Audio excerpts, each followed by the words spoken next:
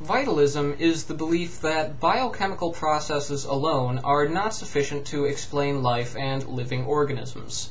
Instead, the presence or absence of some kind of separate life force is what distinguishes living things from dead things and other inanimate objects.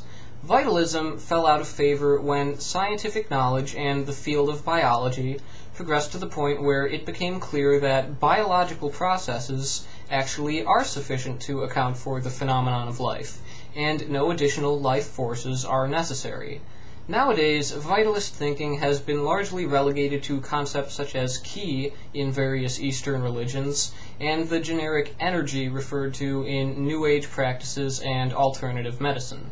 Vitalism does, however, have a spiritual successor with some striking parallels.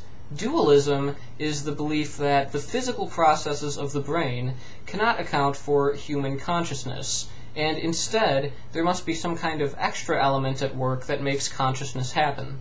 And dualism is quite common nowadays. It's not yet past its expiration date, but it's getting close. You see, people have this unfortunate tendency.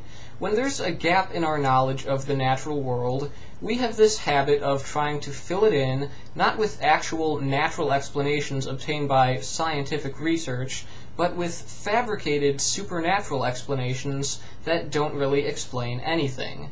The only reason for the decline of vitalism is that we learned more and more about how life actually works, and this vague idea of some life force was replaced by the far superior field of biology, which has provided real working explanations for nearly every aspect of living organisms. However, if there were any significant gaps in our basic understanding of biology, vitalism would still be sitting there, filling in the blanks, just waiting to be squeezed out of its spot once again by actual science. How do I know this? Because that's the role that dualism is now playing. It's filling in one of the remaining gaps in our knowledge of how life works.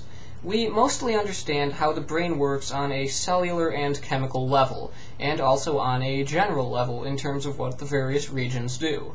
However, we have not yet been able to synthesize this into a comprehensive explanation that accounts for every aspect of human consciousness, thought, behavior, and so on. And because this is the space that's yet to be filled in by further research, people have decided to fill it in themselves by just making things up and deciding that the things science hasn't yet explained must be caused by some supernatural influences. And this is a mistake. It means we've done something wrong in attempting to satisfy our desire to know how things work. We've taken the lazy way out instead of figuring things out. It's like a starving person eating dirt because they don't have access to nutritious foods. It is not helpful because it provides nothing of value. It only provides us the illusion of satisfaction while actually explaining nothing. And the truly pernicious aspect of supernatural explanations is that they're always defined in a way that places them outside the purview of science. So they can't even be investigated or proven wrong, and so they hang around until they're completely supplanted by an actual scientific explanation. And this is hazardous, because if we think we've got a good enough answer when we really don't, we won't be driven to work towards finding the right answer, an answer that would really explain things. And that's not good enough. People who think it's okay to just make things up to fill in the gaps in our knowledge need to understand that supernatural explanations do not have a good track record. When in the history of humanity have we ever come up with a working natural explanation that was later replaced by a supernatural explanation? Suppose we discovered lightning was caused by the atmosphere discharging electricity, but later we figured out it's actually caused by Zeus throwing lightning bolts out of the sky. Can you imagine that actually happening? It doesn't happen. It never happens. In fact, the trend has always been reversed.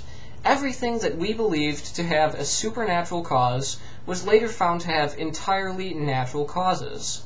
Maybe if people were aware of this, they would be more reluctant to start fabricating supernatural nonsense when they encounter a problem that hasn't yet been solved. There's nothing wrong with admitting we don't currently know something. There's plenty we don't know. But that doesn't mean it's okay to just start making things up and pretend you've solved the problem when you really haven't. Because the important difference is that science works, whereas magic does not. Science enables technological advances and saves lives. Magic does not.